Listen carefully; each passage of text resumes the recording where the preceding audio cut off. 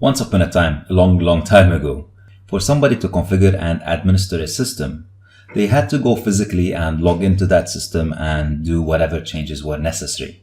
So try to imagine that. You walk into a room, there is this TV screen, or what looks like a TV screen, attached to a massive computer. That TV screen was called the terminal. So the terminal was basically a display that returned the output of any command that you were using or executing. It didn't understand your input. It didn't understand what you were doing. Its sole purpose, its job was to only take that input and show you the output. What understood what you were doing was a program running in the background. That program would understand what input you were typing, the keystrokes that you were typing. It would take your input, it would process it, and then it would return the output. Once the output is returned, it will be displayed on the terminal. So we needed two components at that time: the actual physical screen or the terminal and the program that was running in the background. In Linux, that program is under the /bin/bash. So if I go to Places, to Computer, to Bin, this is the program that would understand my input. So why am I telling you all this? Here's why. If in Kali I go to this icon here, the name of this icon is the terminal. So this symbolizes what the computer screen was back then in the old days. If I open the terminal, it will open up with a program already running. This is what we call the shell. This is the bash command.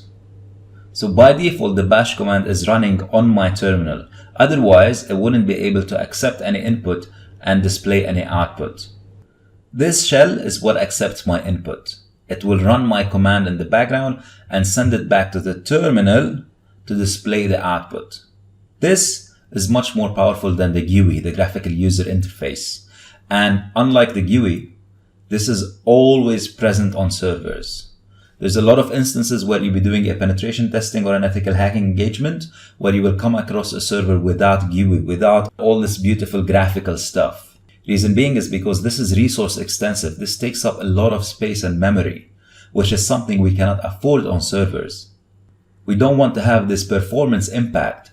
And because the graphical user interface isn't really necessary, we can do everything using the text-based interface. We usually on servers don't install the graphical interface. So this is always there. The graphical interface isn't. And this is one of the reasons why it's really important that you learn how to navigate your way through any Linux system using the terminal or the shell. So going forward, by the way, whenever I say terminal or shell, what I'm referring to is this window here, the black one.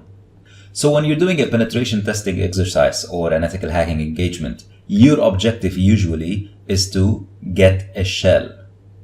What that means is your objective usually is to get access such as that one to the remote machine, which is your victim machine. You would usually get shell in one of two ways, either a root shell. As you can see here, I'm logged in as root, and you will see this pound sign here. And this means that I'm logged in as the super user. Or you will get a non-root shell. And that would look like, instead of a pound sign, that would be a $sign. And what that means is that you're logged in as a non-root user, or you're not the super user, you're a low privileged user. Now, because we are on the graphical user interface, we can customize the look and feel of this. We can do that by visiting the preferences options under the edit menu. One of the first things that I like to do when I'm recording videos is to zoom in and zoom out. How do I do that? I can see the shortcuts here that will show me the keyboard shortcuts for different commands. So for example, how to do copy paste, how to open a new terminal, and so on. To zoom in, it's Ctrl++. To zoom out, it's Ctrl+-. So now what I'm typing on my keyboard is Ctrl Shift and the button next to my backspace, which is ++. It's the equal button. Without the shift, it wouldn't be plus, obviously. So I want to type Ctrl Shift =, which is Ctrl Shift++. And that zoomed in my terminal or my shell. So now you can see a bit clearer what I'm doing. One of the other things that I like to do is change the preferences of how I open a new terminal.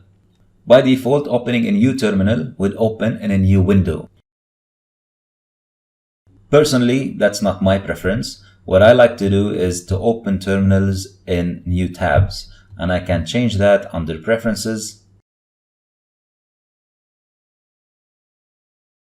Open New Terminal, Tab. And again, notice that here I don't have an Apply button or an OK button like in Windows. It just automatically takes the new setting. I close that, I do File, Open Terminal, and it opens in a new tab. I can open as many terminals as I want, and when I'm done, I can close whatever terminal I'm done with. Now, obviously, you might be wondering, what if I want to open another terminal in a new window? You can still do that by going to the Favorites bar, right-clicking, and New Window. One other thing you can do, if you wish, is to change the way your terminal colors look like, and you can do that under Profiles. I'm going to create a new profile for the sake of this exercise.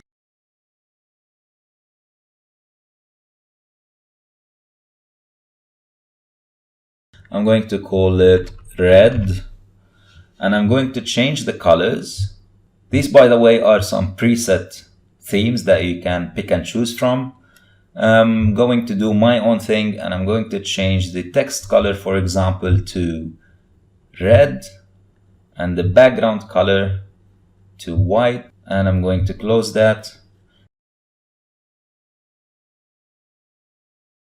So what happens now, if I try to open a new terminal, I can choose the red option, and I have a new terminal with completely different settings. This is useful, for example, if you're logged in as root, just so you can remind yourself that you are logged in as the super user, and you need to be careful what commands you're executing. So the terminal would look different, it will feel different, it will remind you to be careful of what you're doing. Obviously, you can also change the fonts and a whole bunch of other things. I'll let you explore those on your own, experiment with this for a while, and then we can move on to the next section where we're going to be learning some tips and tricks and shortcuts to the terminal.